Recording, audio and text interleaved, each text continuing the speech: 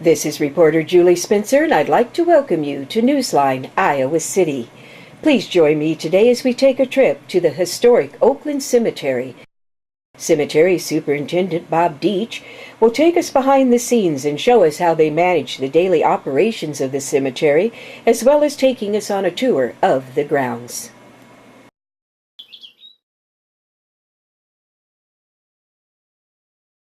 Primarily mow, open graves, take care of all the grounds, all aspects. I'm talking trimming the trees, maintaining flower beds, planters, constructing any projects such as our memorial deck that we have over here, upkeep of all the equipment as well, and buildings. We have 4 temporary employees, 1 half-time mower, and then 3 grounds maintenance, and then there are 3 permanent staff. Basically, probably the most important piece of equipment we have is the backhoe, of course, to open the graves and all that. It's a 4-wheel drive, all-wheel steer. This is what they call a side shift on the backhoe. Once you place the backhoe down, you can actually adjust this from side to side to make sure that the backhoe's lined up with the grave to open it. It has up on the front end a 6-in-1 bucket, which helps get the dirt and stuff in there. It has a jaw that you can actually pick up extra dirt with and use it to pick up brush and stuff. What's the protocol? Say like you get a call that somebody's passed away and they need a grave dug. What's the first thing you do? The first thing you have to do is establish that they have the right to be interred on the lot.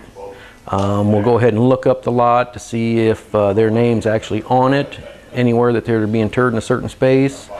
We go out to the site, locate it, and in order to locate it, what we have are little cement pins and or aluminum pins with the number on it for that lot, and that's how we establish where it's located in the cemetery. And pretty much go out there, lay what we call a jig, which is a wooden platform down that's the size of a grave, and trim around that, remove the sod, and open a grave. How long does it take you to dig a grave? Anywhere from 45 minutes to an hour and a half, depending. Is that in the winter time also when the ground is frozen? Correct, but in the winter time we go out with a defroster, if you will. It's a 3-foot by 8-foot half barrel type shaped thing, and we put propane heat into the end of it to thaw it out. And that'll usually cook out somewhere between 6 to 8 inches overnight. How deep do you dig a grave? It's around 5.5 foot. And then how wide is it? 38 inches. 38 inches. Correct. Correct. We have a hydraulic tamp. This is what we use to tamp all the graves and stuff with. How does that work? It's actually just gas powered. The tamper is on this side right over here. Has a 6-inch shoe on the bottom of it. Right here. Yep. And then you take this and it tamps the ground. Correct. Correct. About how many graves do you dig on a weekly basis out here? It's not really a weekly basis around here. It's more around average of 60 to 70 per year. 60 to 70 per year. Correct. This is one of our other pieces of equipment. Just a 5-foot mower deck, 4-wheel drive tractor. The 4-wheel drive on all of our equipment, it helps eliminate having to use chains when we're going out through the cemetery, which could damage monuments, like if you go over the flat monuments. So, could you talk about the mowing a little bit? How long does it take to mow the cemetery? Do you mow every day? We pretty much mow every day. I mean, if you were to start to finish, I'm guessing it'd probably take the majority of the week and probably 4 of the days to trim the whole thing if you tried to do it all in 1 week. But with things coming up, I mean, you can't stay consistently on the mowing. There's a lot of other maintenance that has to be done. So. Now, what building is this? That's just what we call our gas shed, I guess. But this is what the grave defroster looks like. Now, how does that work? You basically get this set on the grave that you're going to open. We dump sand around the edge of the thing to keep the heat in. We set a chimney on the little tube back there, and we put a propane torch in this end. And that defrosts. That'll defrost the graves in the wintertime. And it does a good job. It does a great job.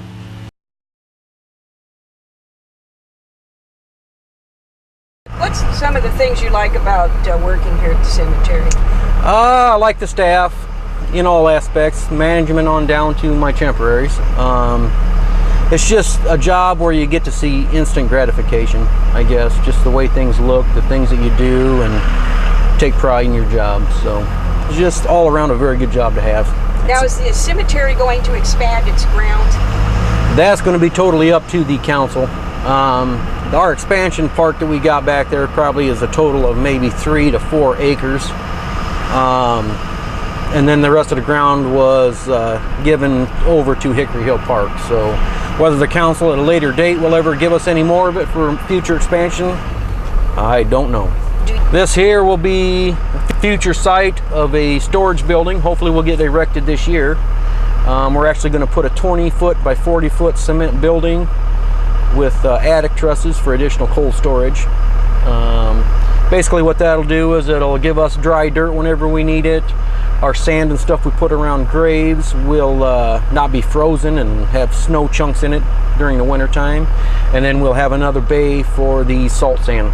This is the 2003 deeded body area, kind of a combination of a University of Iowa and a City of Iowa City project.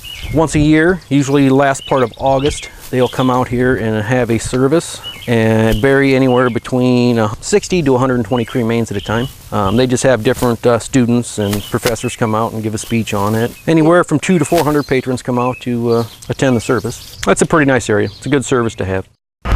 Can people request what area they want to be buried in? No, it's well, when they come out and purchase a lot, they'll purchase it where they want. But I mean, a lot of these, if there's room, these areas are full right now. These older ones, I mean, not full of people, but lots are sold.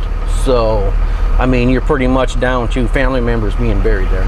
This area to our left would be Oak Ridge. The area to the right will be Sunrise. So this is where the new graves are? This is where all the newer graves are. Throughout all of our sections, other than just a selected few, it's all a combination area of monument and flush monument, flat monument. It's they're kind of intermingled with each other. This section over here is Forest Lawn. That's a nice name. That's where all the VIPs are, right? Yeah, right. I think they're strung out all through the cemetery. So, section on our right here is what we call Deer View. That is one of the sections. There's just like 3 rows wide, but that's all flat monument only. Basically, as this hill goes through, you can see how our columbarium down here, Forest View Columbarium, we're leaving future expansion for that to go up along this hillside where all the crab trees are at. So that's why we wanted all the flat monuments out in front of that. We just don't want anything obstructing the view of the columbarium if it gets expanded. So now, can you explain exactly what the columbarium is? It's just a place to inter cremations.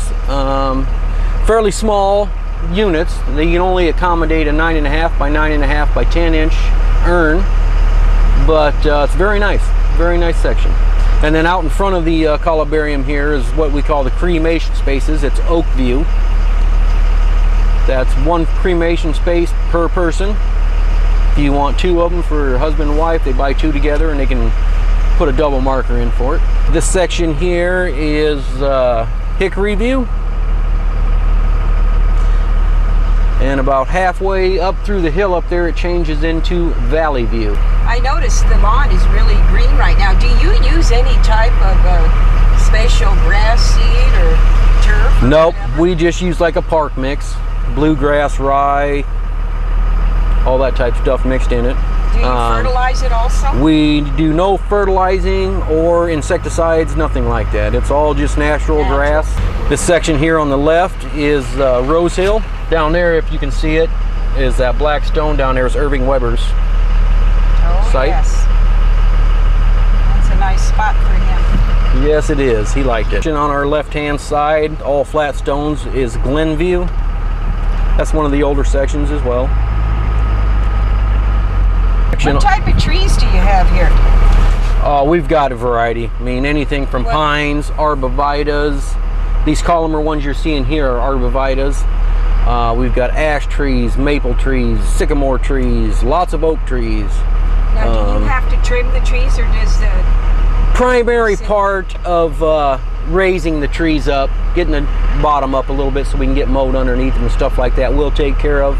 If there's any major damage or trimming that needs to be done up high, we'll have the forestry division come in and take care of that.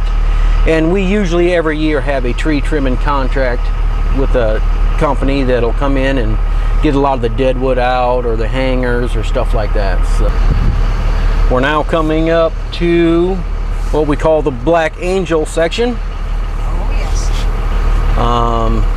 That's off on your right hand side at this point. We are coming around to block 20, which is a little piece of it is one of the 3 vet grounds that we have that we come out and put plaques and flags on for Memorial Day.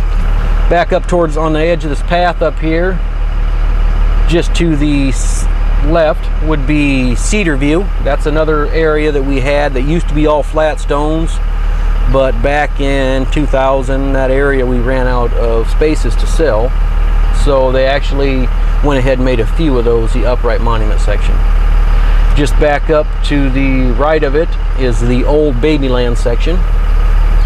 It's pretty much to a point now where it's full. I mean, there are some spaces there, but they're starting to go down over the hill towards the end, so we just quit using it.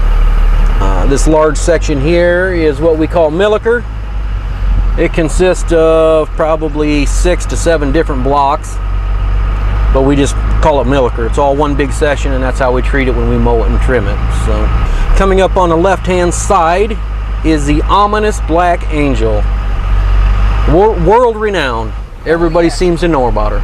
So, beautiful monument. Come out here on Halloween till 2 o'clock in the morning to babysit her. Order pizza and pop, and keep an eye on her. Make sure nobody's damaging her or anything like that. So, very nice monument. This area here on the right is what we call Soldiers Field. It's actually several different blocks as well, but since there's a vet grounds in it, we just call it Soldiers Field. We also decorate this with plaques and flags during Memorial Day. This section here is block 9, and the section back to your right hand side is block 8. This area here on the left hand side is block 10. This is the area where they will have the Memorial Day service. This is the area we call the Memorial Deck. The cemetery staff here has erected all this, everything from the sidewalks, the retaining walls to the deck. It's basically where they have their service for Memorial Day. All the speakers get up on here. The band from, I believe it's West High Band, will set up down in the valley down there, playing the music. It's a nice area for the service. We installed a new flagpole this last year. That's also the area, probably one of our bigger vet areas up there, that we also put the plaques and flags on. They do some sort of a dedication up there for the soldiers during the service. So, and that is located in block 11.